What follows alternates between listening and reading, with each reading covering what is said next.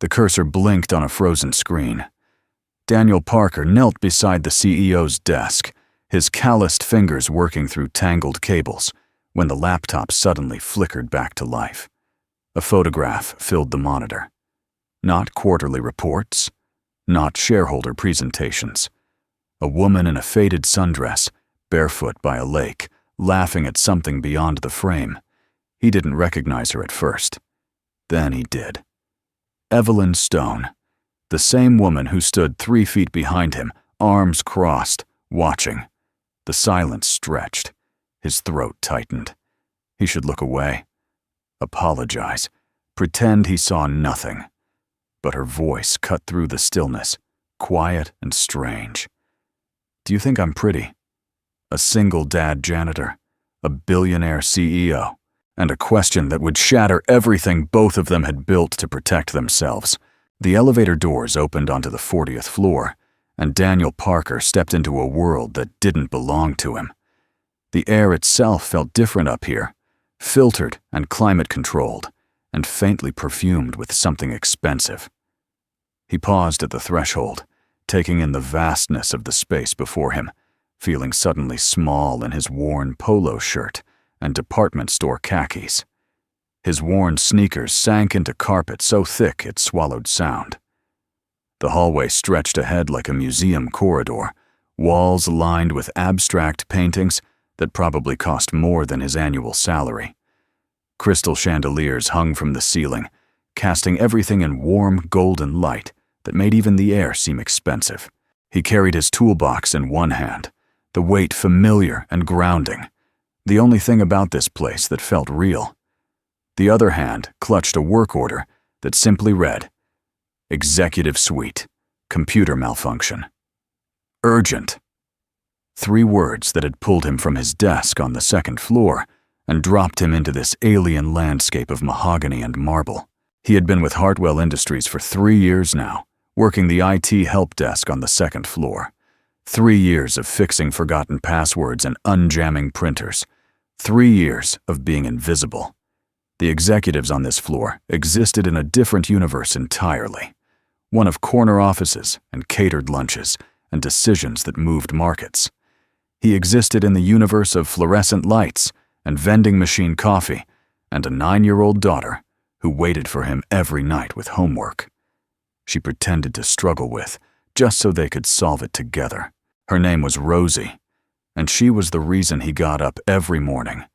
The reason he worked overtime whenever it was offered. The reason he had learned to cook and braid hair and answer impossible questions about why the sky was blue and why her mother had to go away. The receptionist barely glanced at him as he passed. Her desk was a fortress of polished mahogany and fresh flowers, and she spoke into her headset in hushed, urgent tones about quarterly projections and board meetings. Daniel walked on, following the signs toward the corner office at the end of the hall. The nameplate on the door gleamed in brushed silver. Evelyn Stone, Chief Executive Officer. He knocked twice. No answer. He knocked again, and a voice from inside said simply, "Enter." The office was enormous. Floor-to-ceiling windows revealed the city skyline, buildings glittering in the late afternoon sun like scattered diamonds. A sitting area occupied one corner, leather couches arranged around a glass coffee table. Bookshelves lined another wall, filled with titles on leadership and economics and biographies of titans. And at the center of it all sat a desk the size of a small boat, behind which stood the woman herself. Evelyn Stone was smaller than he expected. On the company website, in newspaper photographs, she seemed to tower over everyone around her. But here, in person, she was perhaps 5'4", with sharp cheekbones and silver-streaked hair pulled back in a severe bun. She wore a charcoal suit that fit like armor, and her eyes were the color of winter ice, pale and piercing and completely unreadable. Her posture was perfect, shoulders back, chin lifted, every inch of her projecting authority and control. She did not smile when she saw him. She did not frown either. She simply assessed him the way one might assess a piece of furniture that had been delivered to the wrong address, cataloging his presence without acknowledging his humanity. "The computer," she said, gesturing toward her desk. "It froze 20 minutes ago. I have a presentation in 2 hours." Daniel nodded and approached. The laptop sat open on the desk, its screen displaying nothing but a spinning wheel of death. He set down his toolbox and began his work, pulling cables and checking connections with practiced efficiency. Behind him, he could feel her presence like a cold draft. Watching. Waiting. Most employees would have left by now, returned to their own offices to let him work in peace. But Evelyn Stone remained, arms crossed, observing every movement of his hands. "I'll need to restart the system," he said quietly. "Might take a few minutes." "Do what you need to do." He pressed the power button, held it for 10 seconds. The screen went black. He counted to 30 in his head, then pressed it again. The laptop hummed to life, the familiar startup sequence beginning its dance across the display. He watched the progress bar crawl forward, acutely aware of the silence in the room, of the woman standing behind him, of the distance between their worlds measured in carpet and chrome and quarterly earnings reports. The screen flickered. Something was wrong. Instead of the login prompt, a photograph filled the monitor, pulled from some hidden cache or corrupted file system. Daniel's hands froze above the keyboard, his breath catching in his throat. The woman in the photograph wore a faded sundress, pale blue with small white flowers that looked hand-stitched. She stood barefoot on a wooden dock, weathered planks beneath her bare feet, a lake stretching out behind her into green hills and distant mountains, shrouded in morning mist. Her hair hung loose around her shoulders, free of any pins or styling, when tossed and natural. And she was laughing. Not the polished smile of press photos or shareholder meetings, but a real laugh, head thrown back, eyes crinkled shut, teeth showing, caught in a moment of pure and unguarded joy. The sunlight caught her face at the perfect angle, illuminating her features with golden warmth. She looked like someone else entirely. She looked like someone who had never seen the inside of a boardroom. She looked human. Daniel recognized her immediately. The same jawline, the same cheekbones. But everything else was different. The woman in this photograph had softness, where Evelyn Stone had edges. She had warmth, where the CEO had winter. He should have looked away. He should have cleared the cache, closed the image, pretended he had seen nothing. That was the smart move, the safe move, the move that kept invisible people invisible and powerful people undisturbed. But before he could react, before he could even move his hand toward the keyboard, her voice came from directly behind him. "That was taken 4 years ago." Daniel's throat tightened. He didn't turn around. "I'm sorry, I didn't mean to." "Lake Champlain, my sister's cottage, the last vacation I ever took." He could hear her breathing now, slow and measured. He could smell her perfume, something subtle and expensive, like crushed flowers and old money. The photograph remained on screen, the laughing woman frozen in her moment of joy, completely unaware of what she would become. "Do you think I'm pretty?" The question hung in the air like smoke. Daniel finally turned, slowly, carefully, the way one might turn to face a predator. Evelyn Stone stood with her arms crossed, her expression unreadable, her ice-colored eyes fixed on his face with an intensity that made his skin prickle. She was not asking casually. She was not making small talk. There was something beneath the question, something raw and hungry and desperately human. He thought about lying. He thought about the easy answers, the safe answers, the answers that would let him escape this room and return to his invisible life on the second floor. He thought about his daughter, about the mortgage, about the health insurance that covered her asthma medication. He thought about all the reasons to say what powerful people wanted to hear. But then he looked at the photograph on the screen. And he looked at the woman standing before him. And he saw, for just a moment, the vast and terrible distance between the two. "In that picture," he said slowly, choosing each word with care. "Yes, you're beautiful." Her expression didn't change, but something flickered in her eyes, something hungry and uncertain. And now, Daniel took a breath. This was the moment. The crossroads. He could retreat into platitudes, offer the safe answers that employees gave to executives, the harmless flattery that kept hierarchies intact. He had fixed computers for executives before. He had seen their private files, their embarrassing searches, their secret photographs. He had always looked away, always forgotten, always remained invisible. But something in this woman's question demanded more. Something in her voice was asking for truth in a world that only offered her flattery and fear. "Now," he said, meeting her gaze directly for the first time, "you look like someone who's forgotten what it feels like to laugh like that. Like someone who's been wearing armor so long they've forgotten they have skin underneath." The silence that followed was absolute. He watched her face, waiting for the anger, the dismissal, the cold command to get out and never return.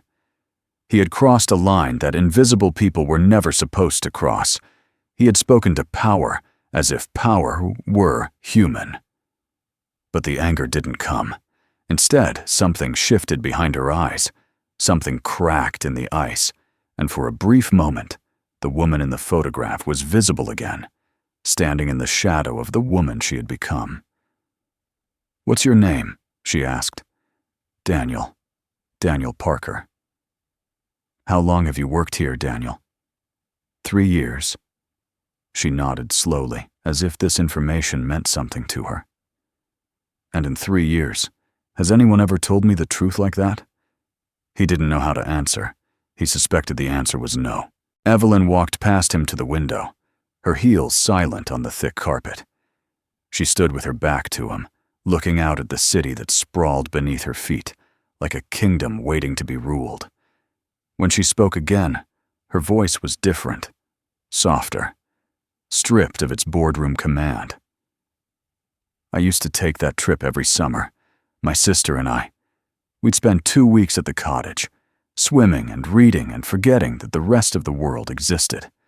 No phones, no emails, no quarterly reports. Just water and sunlight and the sound of loons at sunset. We'd stay up late talking about nothing important and wake up early to watch the mist rise off the lake. Those were the only 2 weeks of the year when I felt like myself." Daniel remained still, unsure if he should speak, unsure if she even remembered he was there. The city below them glittered indifferently, thousands of lights like scattered stars, each one representing someone else's story, someone else's loneliness. "She died," Evelyn continued, her voice dropping to barely above a whisper. "My sister. Cancer. It started in her lungs and spread everywhere. 3 years and 4 months ago. I was in Singapore when I got the call, closing a deal that seemed so important at the time. I flew back, but I was too late. She died while I was somewhere over the Pacific Ocean, 35,000 feet in the air, completely unreachable. And I haven't been back to that lake since. I haven't laughed like that since. I'm not sure I remember how. Sometimes I look in the mirror, and I don't recognize the person staring back at me." The city glittered below them, indifferent to grief, indifferent to confession. Daniel thought about his own losses, his own silences, the photograph of his wife that still sat on his daughter's nightstand. He thought about the language of grief that transcended titles and salaries and corner offices. "I have a daughter," he said quietly, the words coming easier than he expected. "Her name is Rosie. Her mother passed when she was 4. For a long time after, she couldn't sleep without the light on. She was afraid of the dark, afraid that if she closed her eyes, when she opened them, someone else would be gone. She would wake up screaming in the middle of the night, calling for her mother, and I would hold her until the shaking stopped. feeling completely helpless because there was nothing I could say to make it better. The truth was too terrible, and lies felt like betrayal. Evelyn turned from the window. Her expression had changed again, the ice melting into something curious, something almost warm, almost tender. "What did you do?" I bought her a nightlight, one of those ones that projects stars on the ceiling. Little plastic stars that spin slowly in the dark, casting constellations on every surface. Every night I'd lie next to her, and we'd make up names for the constellations. We'd create whole stories about the people who lived on those stars, the adventures they had, the families they loved.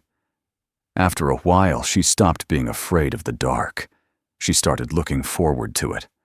Because the dark meant the stars would come out. Because the dark meant her daddy would lie beside her, and they would travel to other worlds together. Evelyn was quiet for a long moment. Then she did something that Daniel had never seen a CEO do in his entire life. She smiled. Not the professional smile of press conferences and investor meetings. A real smile, small and tentative, like the first green shoot pushing through snow. "That's beautiful," she said. "You turned her fear into wonder." "I tried. I'm still trying. Being a parent is just trying, over and over, and hoping you don't mess up too badly." She walked back toward the desk, toward him, stopping close enough that he could see the faint lines around her eyes, the evidence of years spent in conference rooms and sleepless nights and decisions that affected thousands of lives. Up close, she looked tired. Not the tired of a long day, but the tired of a long war. "Can you fix my computer, Daniel?" He blinked, suddenly remembering why he was here. "Yes. I just need to clear the cache and run a few diagnostics. Should be working in 10 minutes. "Good." She paused. "And when you're done, I'd like you to come back tomorrow. Same time." "Is there another problem with your system?" "No." She held his gaze. "There's a problem with mine." Daniel didn't understand what she meant, but he nodded anyway, because there was something in her voice that sounded like a door opening, like an invitation to cross into territory that invisible people were never supposed to enter. He fixed the computer in 8 minutes. The photograph disappeared, replaced by spreadsheets and presentation slides. Evelyn Stone transformed back into the CEO, her armor reconstructed, her voice regaining its boardroom authority. She thanked him professionally, distantly, as if their conversation had never happened. But as he gathered his tools and walked toward the door, she spoke one more time. "Daniel." He turned. "The stars," she said. "Do you still look at them with your daughter?" "Every night." She nodded once, a small gesture, private and meaningful. "Every night. That's the part that matters." He left the office and walked back through the museum hallway, past the receptionist who didn't see him, into the elevator that carried him down 40 floors to the world where he belonged. His hands were steady. His heart was not. That night, lying in the dark with his daughter, watching plastic stars spin slowly across her ceiling, Daniel thought about the woman in the photograph. He thought about the question she had asked and the answer he had given. He thought about how strange it was that the most powerful person in the building had seemed, for a moment, like the loneliest. "Daddy?" His daughter's voice came soft in the darkness. "Yes, sweetheart." "Why are you smiling?" He hadn't realized he was. "I met someone interesting today." "At work?"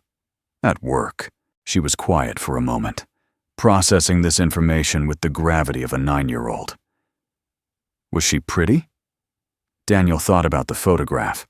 He thought about the lake and the sundress and the laughter frozen in pixels.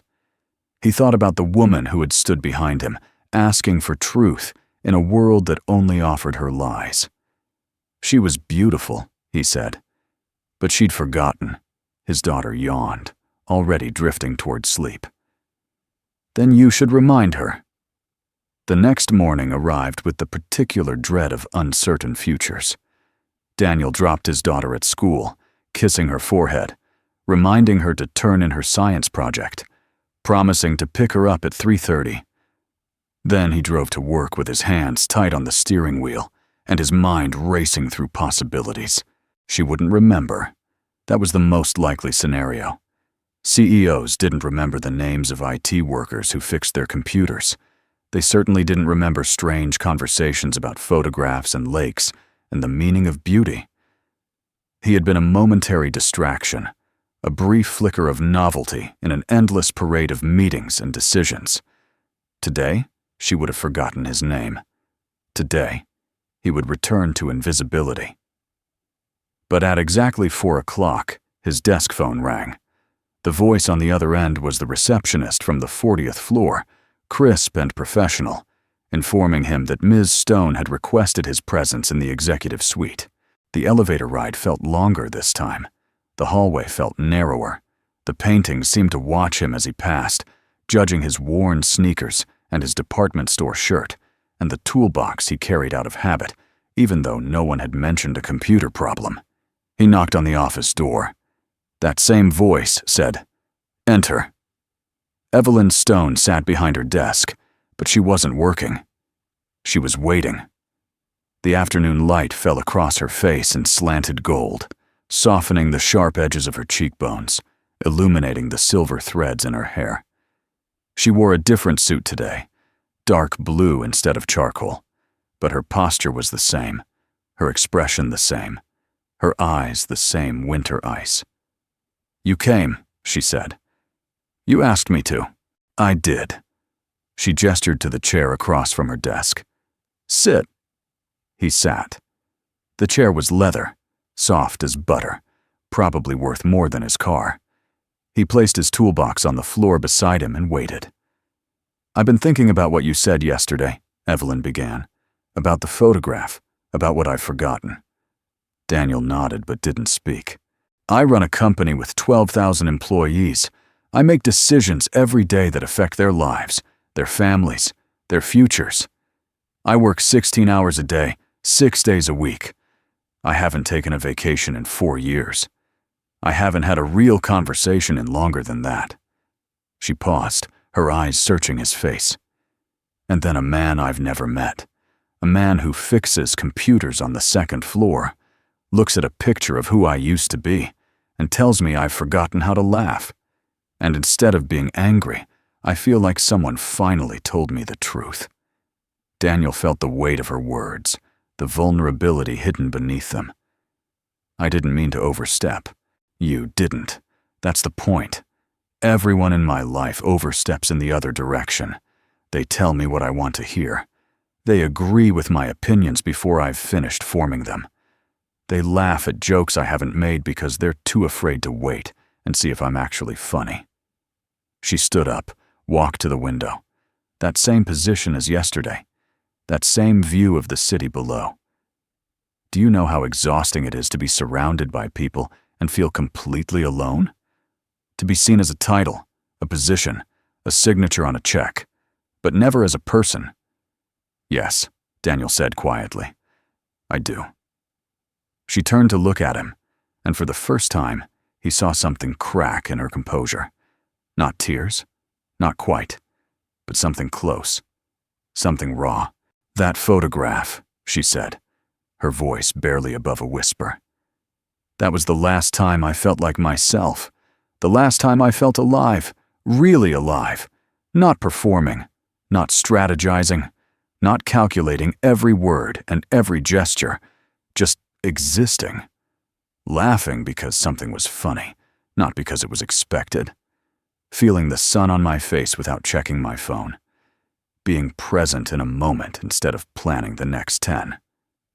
She paused, and when she spoke again, her voice trembled. "My sister took that picture. 3 weeks later, she was diagnosed, and I've been chasing that feeling ever since, trying to remember what it felt like to be that woman, but she's gone. She died somewhere between that dock and this office, and I don't know how to bring her back." My wife died 5 years ago, he continued, and for a long time after, people treated me like I was made of glass. They spoke softly around me. They avoided certain topics. They asked how I was doing, but didn't want to hear the real answer. After a while, I stopped giving real answers. After a while, I stopped feeling like a real person. Just a ghost walking through a life that used to belong to someone else. Evelyn walked slowly back to her desk, but instead of sitting behind it, she sat in the chair beside him, crossing that invisible barrier between executive and employee, between CEO and IT worker, between woman and man. "What changed?" she asked. "My daughter. She needed me to be real. She needed me to feel things, even the hard things, even the ugly things. So I started telling her the truth, even when it hurt. I told her I missed her mother. I told her I was scared sometimes. I told her I didn't have all the answers. And you know what she did?" "What?" "She told me it was okay. She told me she was scared too. And we started being scared together, which was somehow less scary than being scared alone." Evelyn was quiet for a long moment. When she spoke again, her voice had lost its boardroom polish entirely.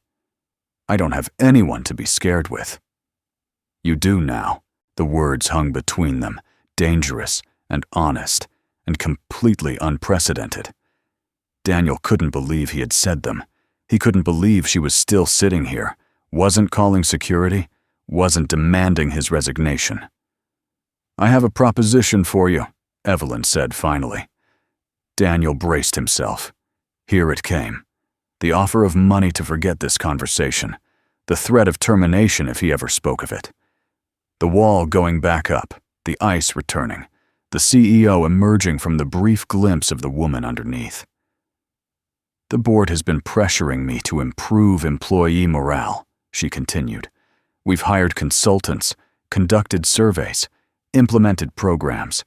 Nothing works. Do you know why? Because none of them know what it's like to actually be an employee here." She smiled, that same small smile from yesterday. "Exactly. They study us from the outside. They analyze data and recommend initiatives and measure metrics. But they've never fixed a printer at midnight or eaten lunch at their desk because they couldn't afford the cafeteria or worried about whether they could make rent if they got laid off." Daniel nodded slowly. "And you think I have?" "I think you're the first person in 3 years who told me the truth, without calculating what it might cost them. I think you see this company from a perspective I've never been able to access, and I think that's valuable." "What are you asking me to do?" "I'm starting a project. Confidential. Internal culture assessment. I want to understand what's really happening in this company, not what my executives tell me is happening. I want to hear from the people who actually do the work, who face the problems, who know what's broken and what could be fixed." She leaned forward. "And I want you to help me." Daniel's mind raced. This was insane. He was an IT worker. He fixed computers. He was invisible by design and necessity. People like him didn't sit in meetings with CEOs. People like him didn't advise on corporate culture. People like him stayed in their lane and cashed their paychecks and went home to their daughters. The gap between their worlds was vast, unbridgeable, the kind of distance measured not in floors or salaries, but in fundamental assumptions about how life worked and who mattered. But then he thought about Rosie. He thought about the single mothers in accounting who worked 2 jobs to make ends meet, who missed their children's school plays and baseball games because they couldn't afford to say no to overtime. He thought about the janitors who cleaned the executive floors at midnight and never got a word of thanks, who were looked through as if they were furniture. He thought about the warehouse workers with bad backs and no health coverage, the customer service reps who cried in bathroom stalls between calls. He thought about all the invisible people in this building, doing invisible work, being overlooked and undervalued and forgotten. "Why me?" he asked. "Because you're honest. Because you see things others don't. Because when I asked you if I was pretty, you didn't tell me what I wanted to hear. You told me what I needed to hear." She held his gaze. "And because you understand what it means to lose someone, to be alone, to keep going anyway. That's the kind of perspective this company needs. That's the kind of perspective I need." Daniel thought about his daughter waiting at school. He thought about the mortgage, and the health insurance, and the security of invisibility.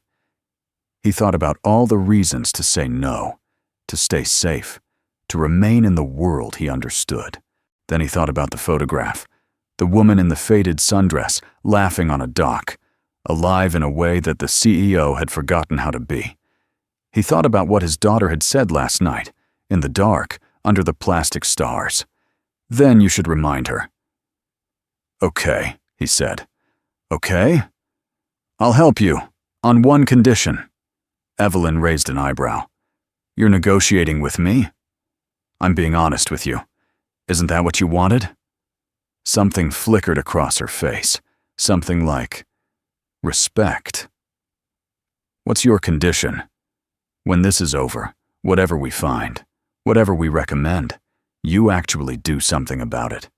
You don't just file a report and forget. You make changes. Real changes.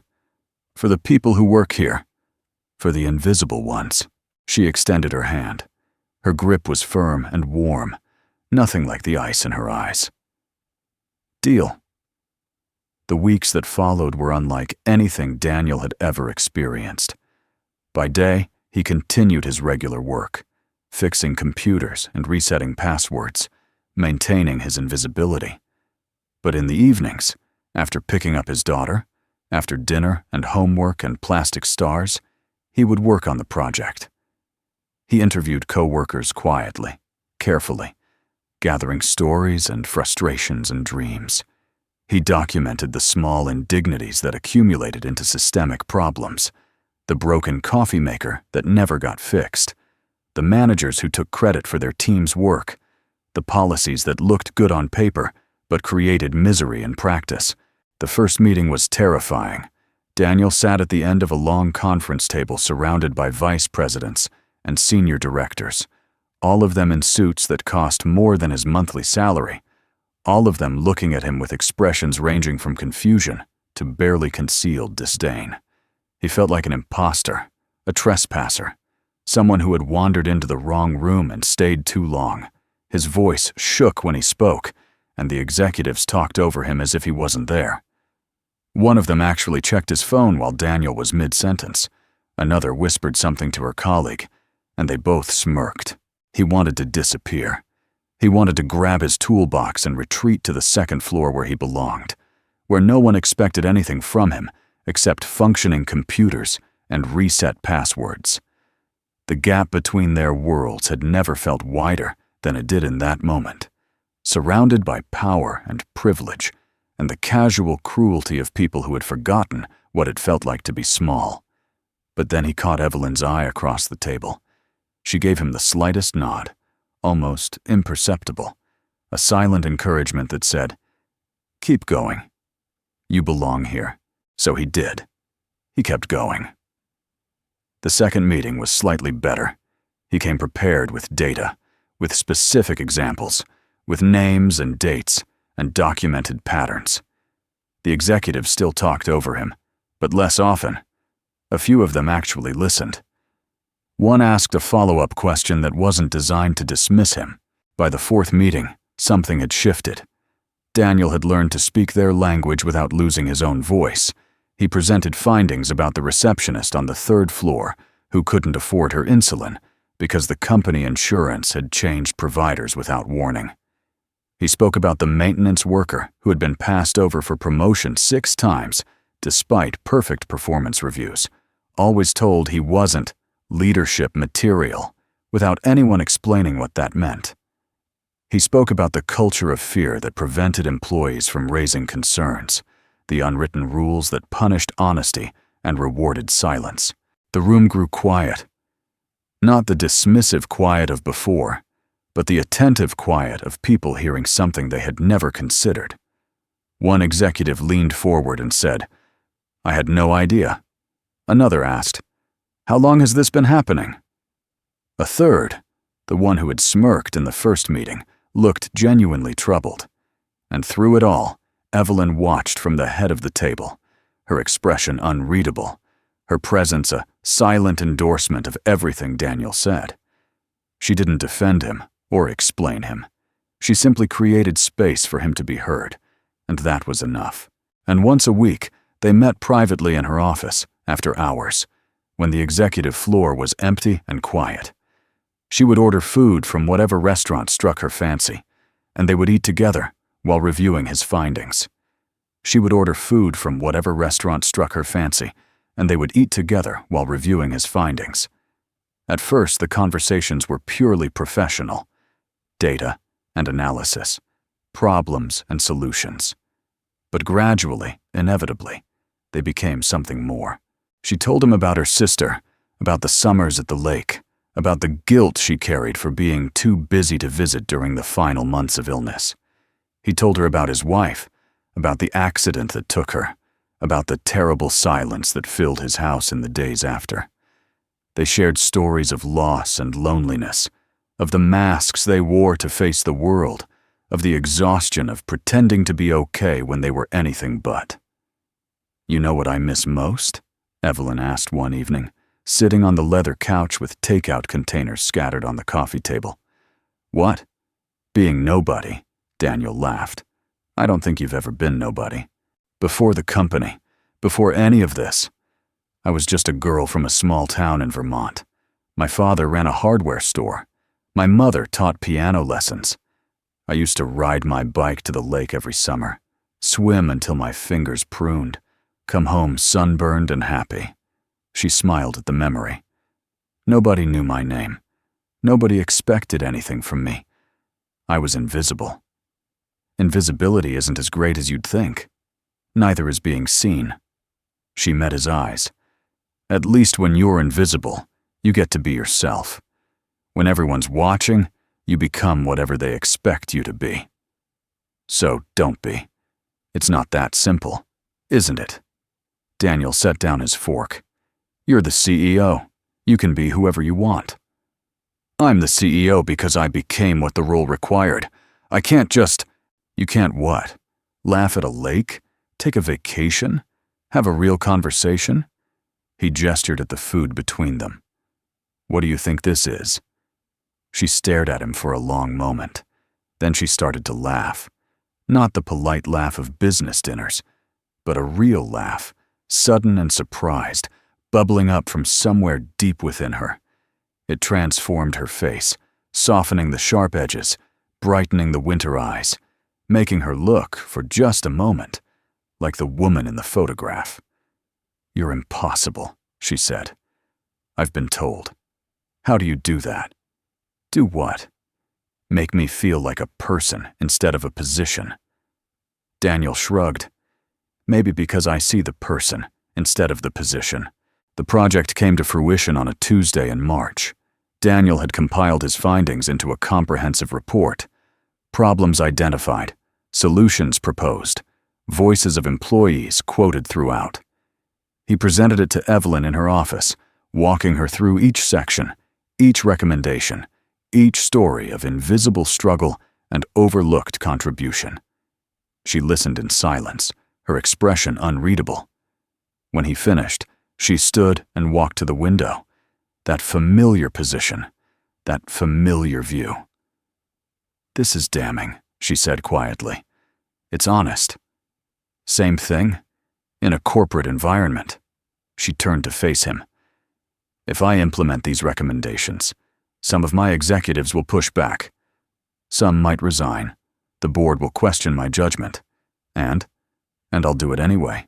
Daniel felt something loosen in his chest, some tension he hadn't known he was carrying. But I need to know, she continued, why this matters so much to you. You could have stayed invisible. You could have fixed my computer and walked away, and none of this would have touched you. Why did you stay? He thought about the question, about all the layers beneath it. Because my daughter asked me to remind you. Remind me of what? That you're beautiful. Not the picture, not the suit, not the title. You. The person who laughs at lakes and grieves for her sister and feels alone even when she's surrounded by people. He stepped closer. The person who asked a stranger if she was pretty because she'd forgotten how to see herself. Evelyn's eyes glistened. For a moment, just a moment, a tear slipped down her cheek. She wiped it away quickly, professionally, the CEO reasserting control. Your daughter sounds wise. She's 9. She thinks everything can be fixed with honesty and ice cream. Maybe she's right. The implementation began the following week.